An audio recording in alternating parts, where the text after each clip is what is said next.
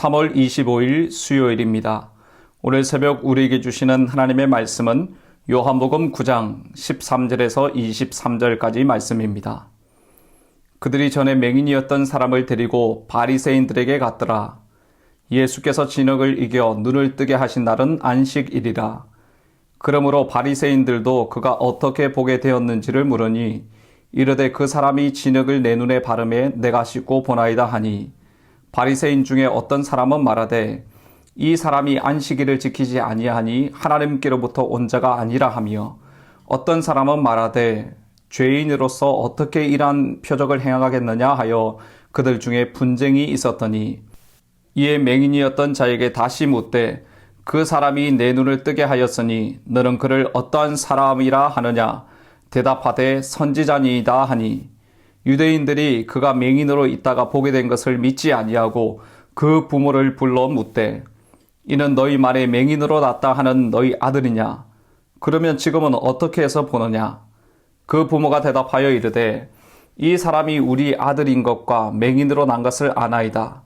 그러나 지금 어떻게 해서 보는지 또는 누가 그 눈을 뜨게 하였는지 우리는 알지 못하나이다. 그에게 물어보소서. 그가 장성하였으니 자기 일을 말하리이다. 그 부모가 이렇게 말한 것은 이미 유대인들이 누구든지 예수를 그리스도라 시인하는 자는 출교하기로 결의하였으므로 그들을 무서워함이러라. 이러므로 그 부모가 말하기를 그가 장성하였으니 그에게 물어보소서 하였더라. 아멘.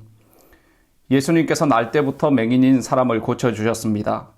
땅에 침을 뱉어 진흙을 이겨 맹인의 눈에 바르고 실로암 못에 가서 씻으라고 말씀하셨고, 맹인은 예수님의 말씀에 순종해 밝은 세상을 보게 된 것입니다. 맹인이었던 자가 눈을 뜨게 되자 사람들은 어떻게 해서 이런 일이 일어났는지 궁금해했고, 맹인은 예수라 하는 그 사람이 낫게 했다고 말합니다. 사람들이 맹인이었던 사람을 바리새인들에게 데리고 옵니다. 바리새인들이 질문합니다. 15절을 보십시오. 바리새인들도 그가 어떻게 보게 되었는지를 물으니, 사람들이 질문했던 것과 같이 어떻게 보게 되었는지를 묻습니다. 눈뜬 사람이 대답하죠. 이르되 그 사람이 진흙을 내 눈에 바르매 내가 씻고 보나이다 하니, 예수라는 그 사람이 진흙을 이겨 내 눈에 바르고 실로암에 가서 씻으라고 해서 가서 씻었더니 보게 되었다는 것입니다. 그러자 바리새인들 사이에 안식일에 치유의 사역을 하신 예수님에 대해서 분쟁이 일어났습니다. 16절입니다. 바리새인 중에 어떤 사람은 말하되 이 사람이 안식일을 지키지 아니하니 하나님께로부터 온 자가 아니라 하며, 어떤 사람은 말하되 죄인으로서 어떻게 이러한 표적을 행하겠느냐 하여 그들 중에 분쟁이 있었더니, 안식일에 일하는 것이 불법이었기 때문에 그런 불법을 행한 자가 하나님께로부터 온 자가 아니라고 주장하는 사람들과, 죄인이라면 어떻게 이 같은 표적을 일으킬 수 있느냐는 주장으로 나누게 된 것입니다. 그래서 맹인되었던 자에게 다시 묻습니다. 17절 말씀을 함께 읽어보겠습니다. 이에 맹인되었던 자에게 다시 묻되 그 사람이 내 눈을 뜨게 하였으니 너는 그를 어떠한 사람이라 하느냐? 대답하되 선지자니이다 하니, 바리새인들의 질문에 맹인은 예수님을 하나님이 보내신 선지자라고 고백합니다. 여기서 한 가지 흥미로운 것은 치유받은 사람이 예수님을 부르는 호칭이 조금씩 바뀐다는 것입니다. 어제 본문에서 살펴보았지만 어떻게 눈이 떠졌냐고 사람들이 질문할 때 예수라는 그 사람이 눈을 뜨게 했다고 예수님을 소개했습니다. 이 호칭은 그 당시 사람들이 통상적으로 예수님을 부를 때 사용했던 나사렛 예수라는 이름을 말합니다. 그 맹인도 소문으로 나사렛 예수라는 이름을 알고 있었던 것이죠. 사람들이 이 이름으로 예수님을 부를 때 존경의 의미도 조금은 담겨 있었겠지만, 나사렛 총구석에서 나온 무식한 사람이라고 말하는 멸시와 조롱의 의미가 더 많이 담겨 있었습니다. 그러니까 11절에서 말한 예수라 하는 그 사람이라는 호칭은 대중적이고 세상적인 예수관을 말하는 것입니다. 그런데 오늘 바리새인들의 질문에는 무엇이라고 대답했습니까? 예수님을 선지자라고 고백하죠.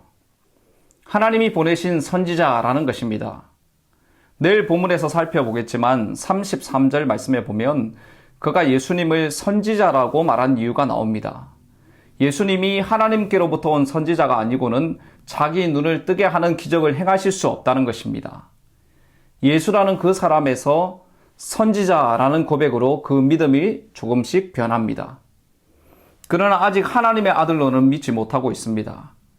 근데 내일 본문 38절 말씀에서는 예수님을 하나님의 아들로 믿고 그 앞에 엎드려 절을 하게 됩니다. 하루 동안 있었던 과정이지만 그의 믿음이 점점 발전하고 있는 것을 볼 수 있습니다. 한편 유대인들은 맹인의 이 고백을 믿지 못하고 어떻게 합니까? 그 부모를 부릅니다. 그러고는 묻죠. 19절부터 보십시오. 이는 너희 말에 맹인으로 낳았다 하는 너희 아들이냐? 그러면 지금은 어떻게 해서 보느냐? 너희 아들이 맞느냐? 맹인이었던 아들이 어떻게 보게 되었느냐? 이 질문에 부모가 대답합니다. 20절입니다.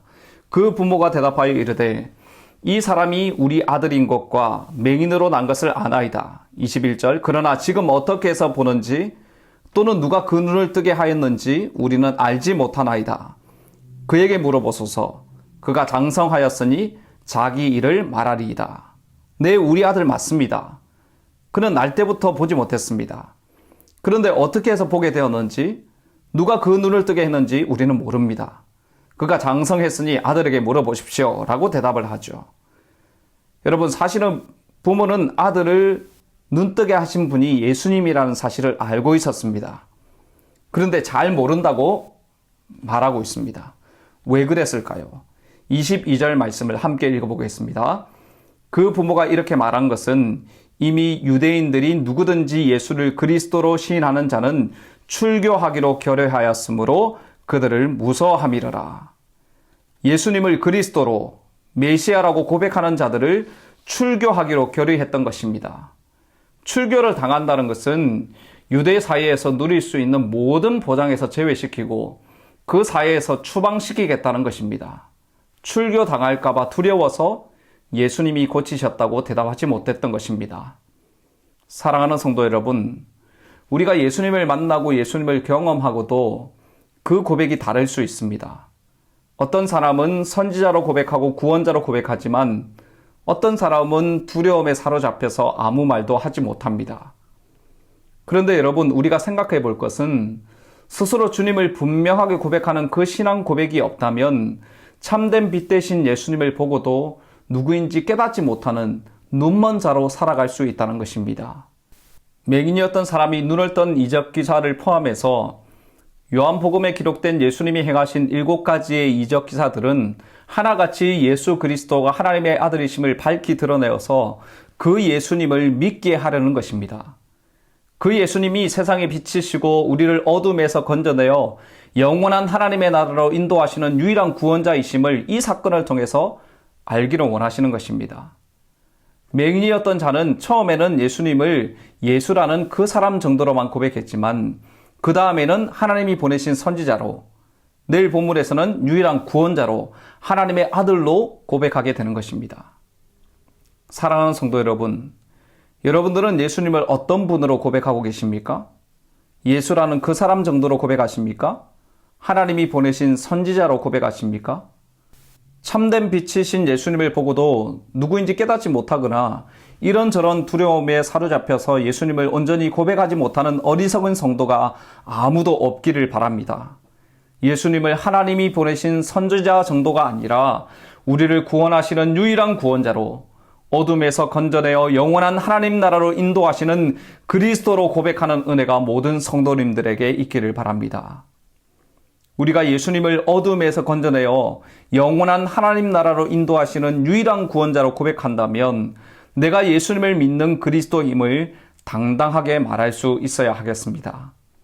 코로나19로 전 세계적으로 힘들어하는 이 시기에, 특히나 신천지와 교회에서 코로나 확진자가 많이 발생하는 이 시기에 우리가 신부상교회 성도이고 예수님을 믿는 하나님의 백성이라고 당당하게 말하기가 어려울 수도 있습니다.